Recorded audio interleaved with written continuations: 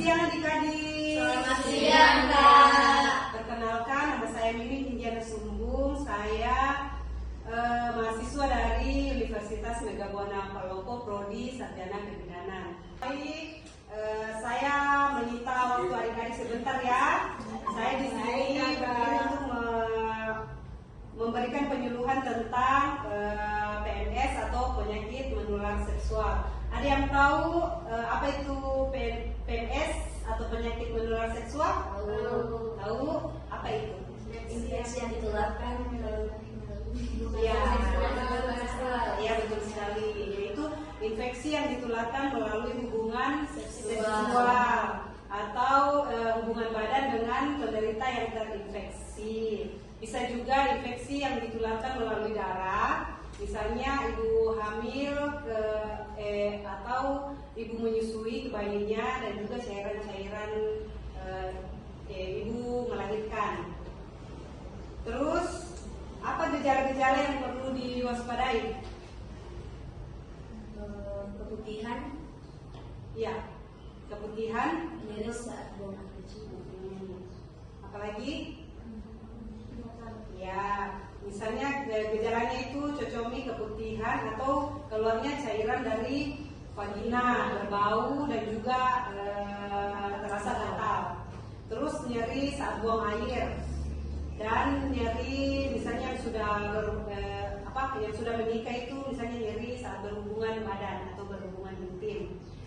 Jenis-jenis penyakit menular seksual ada yang tahu?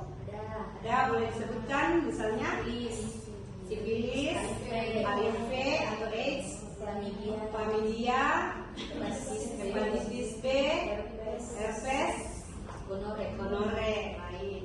Chlamydia itu ciri-cirinya seperti apa?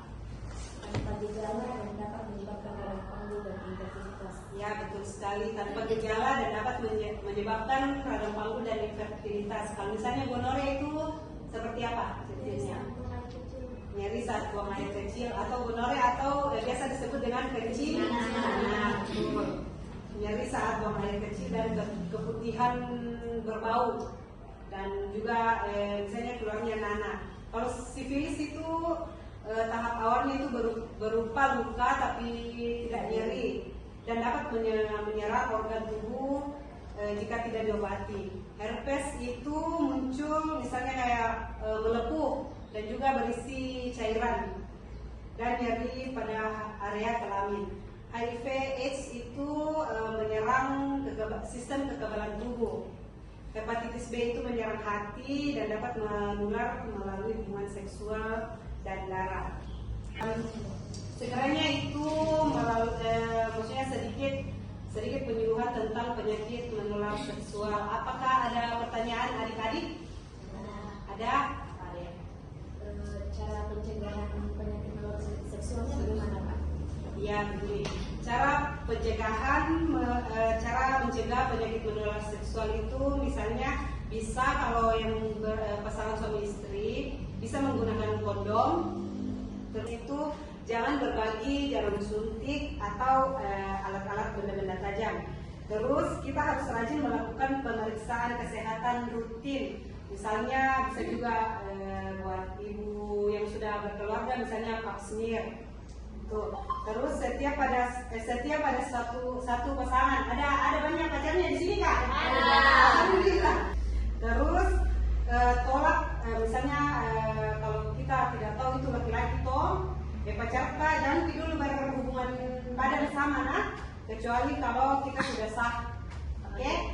Apa ada pertanyaan lain?